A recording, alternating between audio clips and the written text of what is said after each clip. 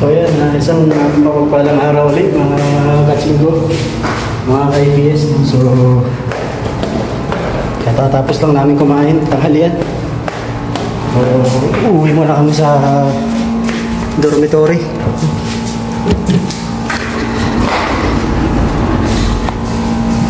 Isang oras nga pala yung break time namin.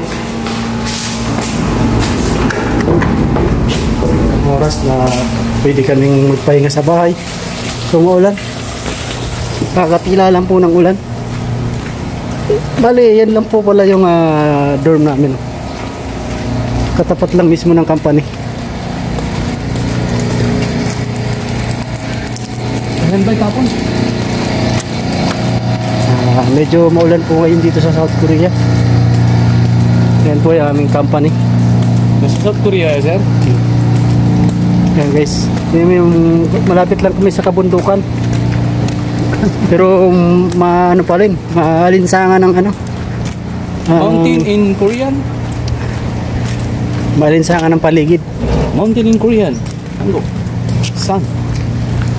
Ayan, so uwi muna kami at ilalabas namin yung lulutuin namin mamayang gabi. Murag mo? So dito nga pala sa Korea may kamote din, you know. Kamote, talbos ng kamote. Kaso hindi nila kinakain ng talbos ng kamote dito guys sa Korea. Hindi nila alam. Murago. So dito May tapon guys, oh. may mga tapon dyan, oh. Pinatapon ng mga basura. Basura talaga. So pagka may gusto kayong kuhain na basura, baka tinapon nila, magpaalam lang kayo sa kanila. Pagpaalam nyo lang. Tara, paket na kami dito sa Murago. bali nga pala yung bahay ko ay nasa taas, 3rd floor. Ito yung dito sa kasama namin. Ayan, 103. Shout out sa mga taga 103. Ayan, ganyan. Diyan banda guys, libingan, no? So may nakalibing dyan, no? Parang may puntod. So akit na tayo. Yan, shoutout din sa taga 203.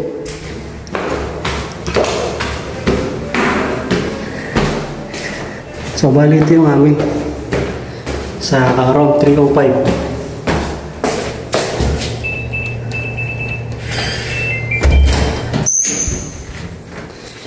So ayan, samahan niyo ako dito.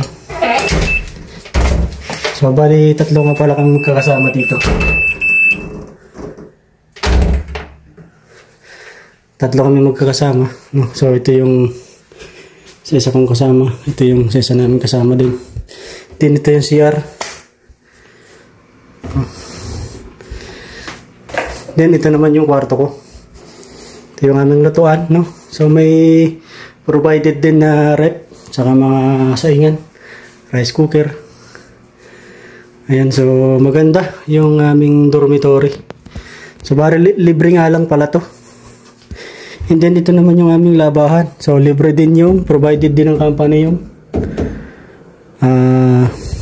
washing machine, automatic, no? So dito ako nagsasaing. Yung rice cooker ko nandiyan ko nilalagay.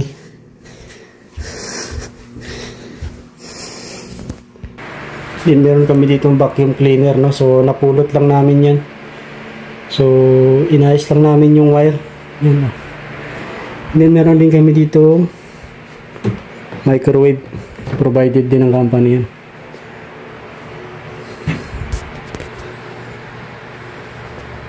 So yan lang muna mga katinggo, no? So para nga pala sa lahat ng mga EPS aspirant natin, no? So sipagan nyo lang sa pag-aaral at balang araw makakarating din kayo dito sa South Korea, no? So laban lang mga kachinggo, mga ka-EPS, no? So yun lang muna sa ngayon.